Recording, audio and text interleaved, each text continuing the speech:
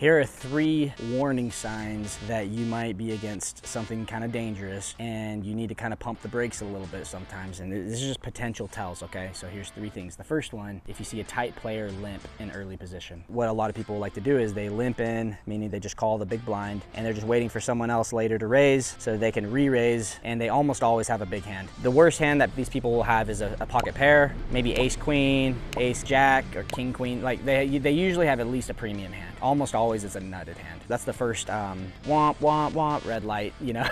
Just be aware of that. If you do have a hand like, let's say 4-5 suited on the button, and there's a couple of limpers, and you could tell that a tight player limped in, that might be one of the few exceptions when it's okay to limp in on the button, is if you feel like this player might be limping in order to just raise, if you decide to raise. By limping on the button, if you're worried about a player that's gonna re-raise, you get to see a cheap flop, and let's say you flop trip 4s, and now they have pocket aces, and they're like, dang it, no one raised. You get